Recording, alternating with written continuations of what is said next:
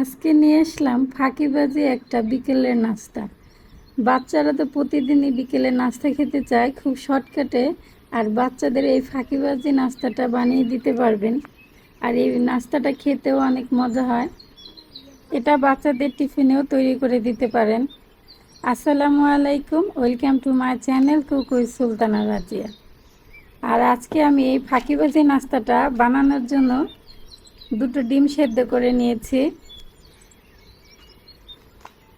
সেদ্ধ করে ছিলে নিয়েছি। এখন আমি এই ডিম দুটো এভাবে পিস করে কেটে নিব। আর এই নাস্তাটা ফাঁকিবাজি বলার কারণ হচ্ছে যে একটা ডিম এভাবে টুকরো করে একটা ডিমেই 4-5 পিস নাস্তা বানানো যায়।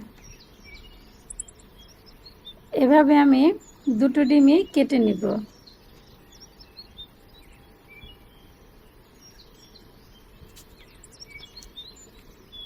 আর এদিকে আমি একটা বাটিতে 1 কাপ পরিমাণ বেসন নিয়ে নিয়েছি, হাফ চা চামচের মতো হলুদের গুঁড়া, মরিচের গুঁড়া আর ধনিয়ার গুঁড়া নিয়েছি, আর কালি জিরে নিয়েছি হাফ টি স্পুনের মতো, আর হাফ কাপ পরিমাণ চাউলের গুঁড়া নিয়েছি। এখানে আমি কেনা চাউলের গুঁড়াটা ব্যবহার করেছি। আর লবণ দিয়ে দিয়েছি হাফ চা চামচের মতো, আর হচ্ছে হাফ টি স্পুনের মতো বেকিং পাউডার দিয়ে দিয়েছি। দিয়ে এখন আমি সব উপকরণগুলো একটা চামচ দিয়ে এভাবে নেড়ে নেব।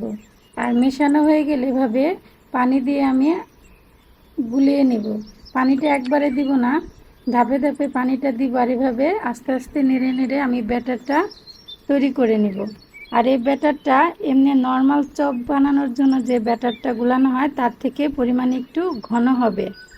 আমি চামচ দিয়ে দেখাই দিচ্ছি যে এরকম ঘন হবে, নর্মাল ব্যাটারের থেকে একটু ঘন হবে। এখন আমি এই ডিমগুলো এই ব্যাটারের মধ্যে দিয়ে দিব। আর এভাবে ব্যাটারটা মধ্যে ডুবিয়ে তেলের মধ্যে দিয়ে দিব। আমি আগে থেকে তেলটা চুলায় গরম হওয়ার জন্য রেখে দিয়েছিলাম। এখন এভাবে আমি সবগুলো ডিম বেসনের মধ্যে মাখিয়ে তেলের মধ্যে দিয়ে দিব। এই বিকেলের নাস্তাটা আপনারা বাসায় বানিয়ে খেয়ে দেখবেন, আশা করি আপনাদের কাছে অনেক ভালো লাগবে। এক সাইড হয়ে গেলে আমি এভাবে একটা চামচ দিয়ে আর উল্টিয়ে দিব, অপর সাইডটাও লাল করে ভেজে নেওয়ার জন্য। আর এই সময় চুলার আঁচটা মিডিয়াম আঁচে থাকবে, কারণ যদি হাই হিটে জাল দেওয়া হয় তাহলে তাড়াতাড়ি কালার চলে আসবে আর পুরোপুরিভাবে এই চপটা হবে না। হয়ে গেছে আমার এই ডিমের চপগুলো ভাজা। এখন আমি একটা স্ট্রেনার দিয়ে তুলে নিব।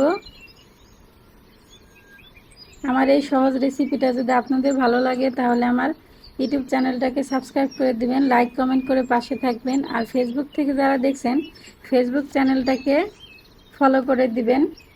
এখন আমি একটা ভেঙে দেখিয়ে দিব ভিতরে কতটা ক্রিস্পি হয়েছে, আর দেখতেও অনেক সুন্দর আর খেতেও অনেক মজাদার হয়েছে।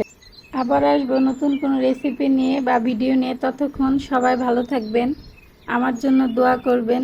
আজকের মতো এখানে, আসসালামু আলাইকুম।